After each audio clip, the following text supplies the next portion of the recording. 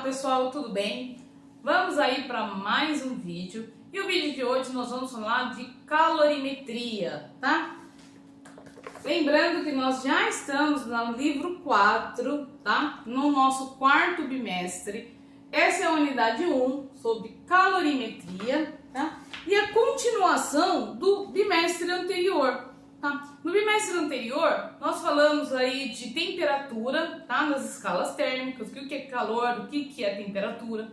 Nós falamos também de dilatação dos sólidos e dilatação dos líquidos, tá? E agora nós vamos continuar aí a falar aí sobre calor. Só que agora o calor, ele tá como uma forma de energia, tá? Que serve aí para aquecer as substâncias, né? Os materiais, ou então mudar de estado físico. Tá? Bom, a apostila de vocês começa já explicando aí o que é uma capacidade térmica, tá? Capacidade térmica é a quantidade de calor que uma substância ou um material recebeu e o quanto ela transformou no aumento da temperatura, tá? Por exemplo, se eu coloco lá um copo de leite para esquentar, ele vai receber calor, né? E o leite vai aumentar aí a sua temperatura, vai sofrer uma variação de temperatura. Essa capacidade térmica aí, ela vai mudar sempre de uma substância para outra. Tem substâncias que esquentam muito rápido, né, que aumentam a temperatura muito rápido, e tem substâncias que demoram muito para aumentar aí a temperatura, tá? Bom, isso aí vai depender aí de cada substância, porque cada substância tem comportamentos diferentes, né? Tem moléculas diferentes, tem átomos diferentes, tá? Então, vai variar aí de uma substância para outra, tá? Bom, calor específico, tá? Também é chamado de calor sensível, né? Aquele que você sente, né? Significa que é a capacidade térmica aqui, que eu acabei de explicar, dividido pela massa. Por que aí a massa influencia, né? Porque vamos imaginar que você vai esquentar um copo de leite.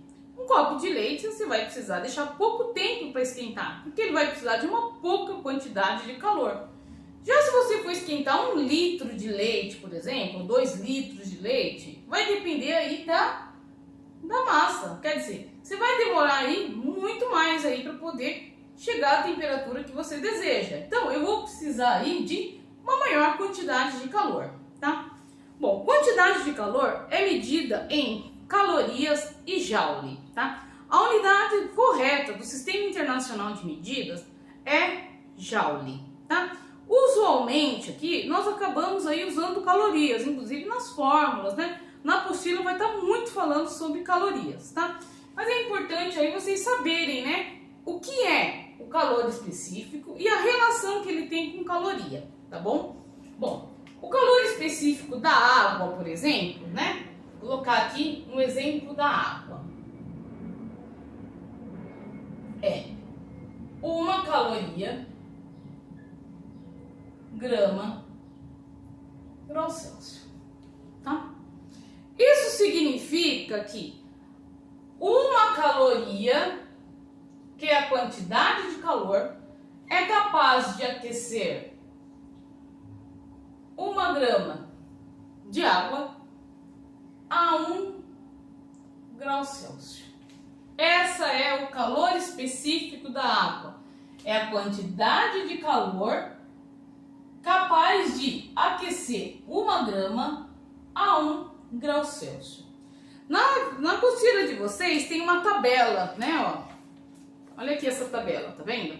Essa tabela tem vários elementos, né? Tem vários aí materiais, né? Água, gelo, alumínio, areia. Tem vários aí materiais. Cada um já está a sua capacidade, está o seu calor específico, tá?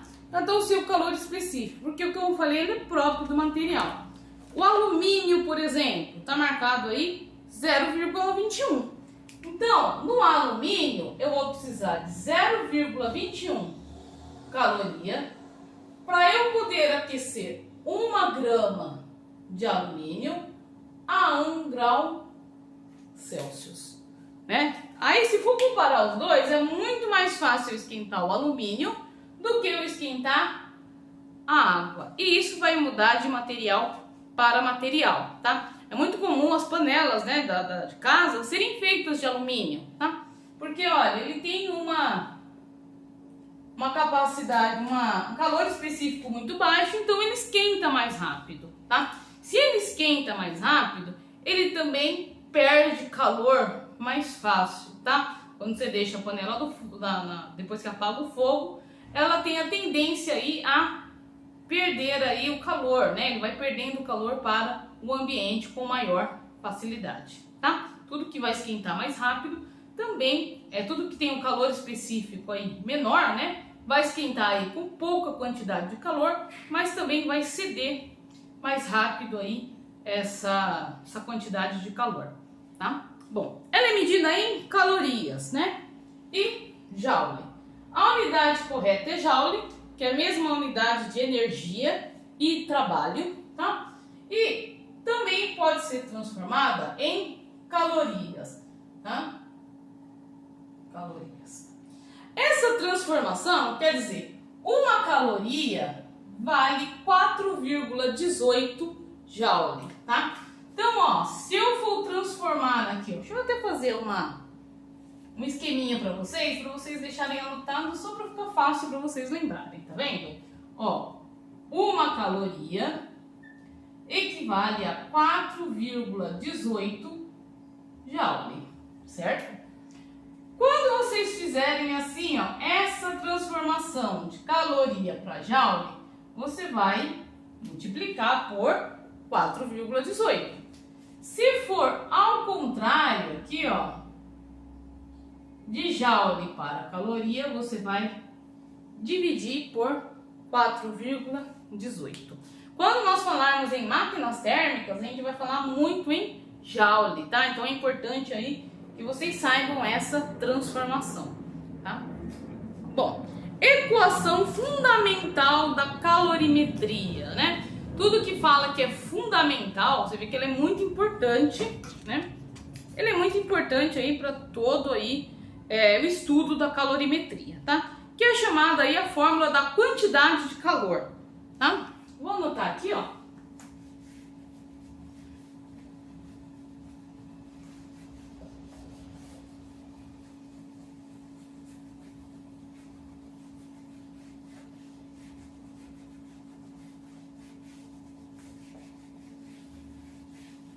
Fórmula aí da quantidade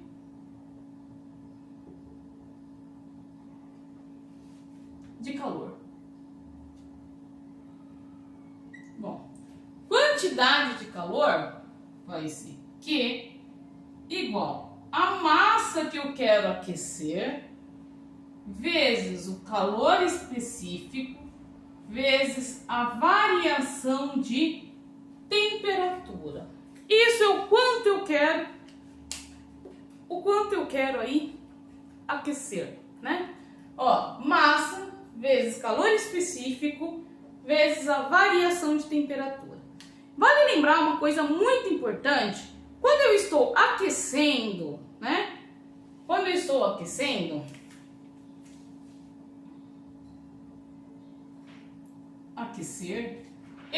meu Q é sempre positivo, porque eu estou fornecendo calor, tá?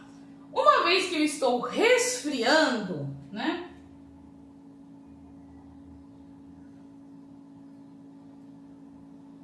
Quando eu estou resfriando, o meu Q aqui, ó, ele é negativo. Significa que eu estou perdendo calor. Eu estou retirando calor aí da minha substância, tá? Do meu material, tá?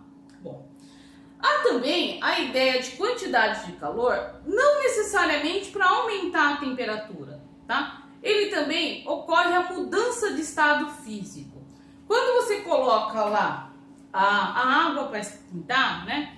Você liga o fogo, coloca uma certa quantidade de água, né? Ela começa aí, ó, liga lá o fogo, começa a fornecer calor, certo? A uma determinada massa, né? Calor específico da água, até chegar numa determinada temperatura. Quando ele chega na temperatura de fusão, de vaporização, quer dizer, ela muda de estado físico, tá? Então a água, quando ela está a 0 graus, ela se torna gelo, ou de gelo se torna para água. E quando ela está em 100 graus, ela se transforma no líquido em vapor. Tá?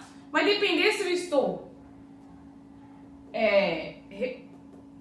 se ela está recebendo calor ou se está sendo retirado calor, tá? Isso é chamado de calor latente, tá? Quando muda aí de estado físico, tá?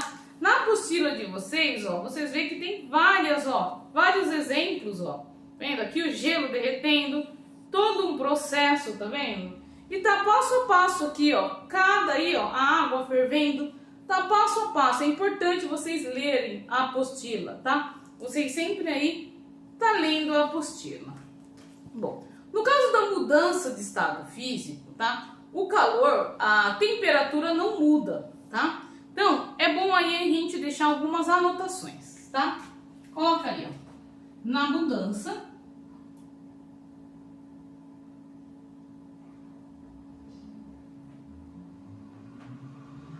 de fase, né? O que acontece? A pressão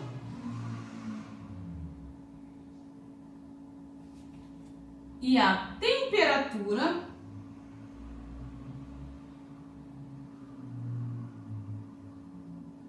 são constantes.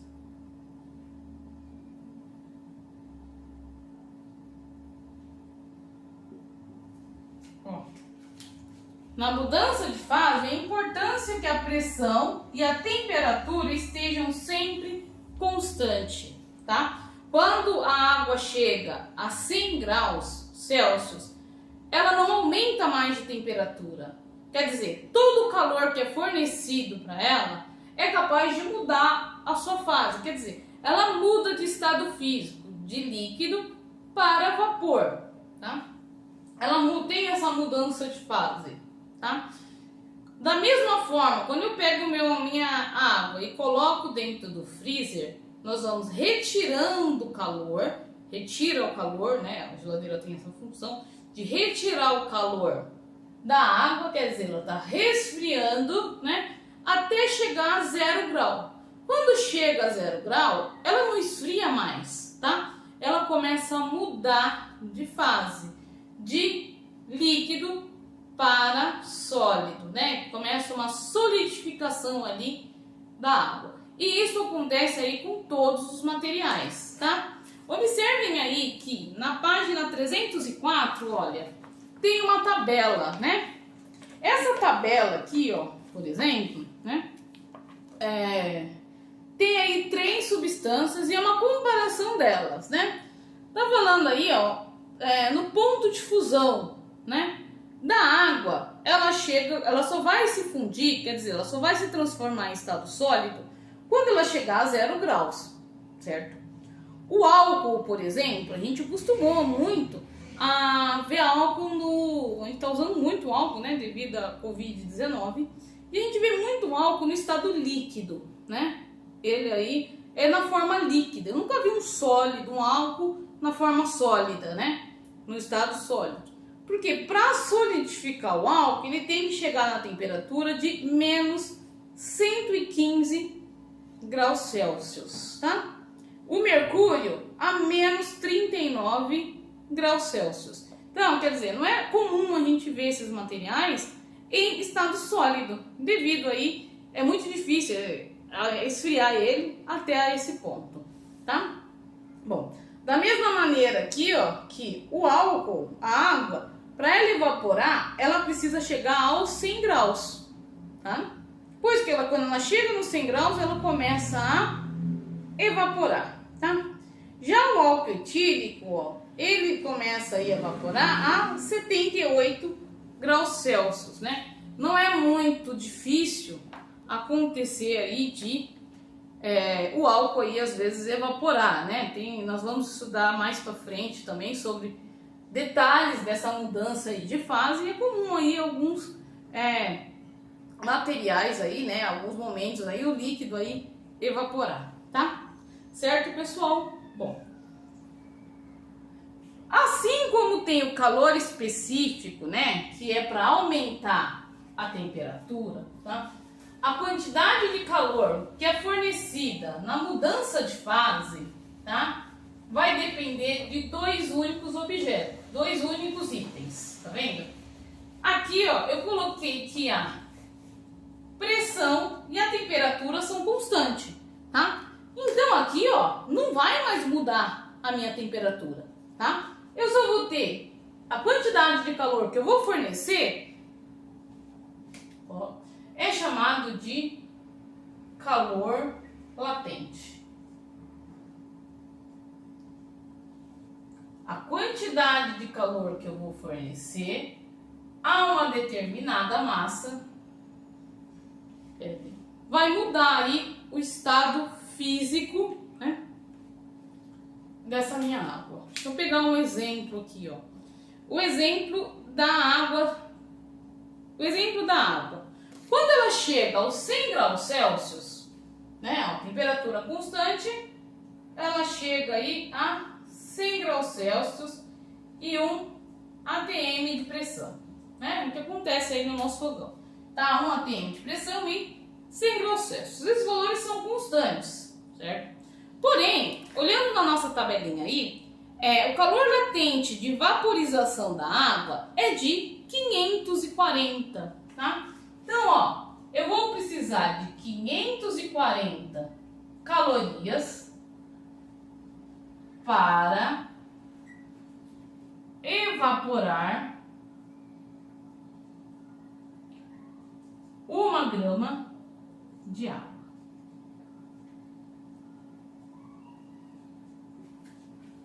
Preciso de 540 calorias para evaporar 1 grama de água. Por isso que ela fica fervendo lá durante muito tempo e acaba aí demora muito, né, para evaporar tudo, tá? Bom, tem alguns exercícios aí para vocês que eu vou fazer aí num outro vídeo, tá bom?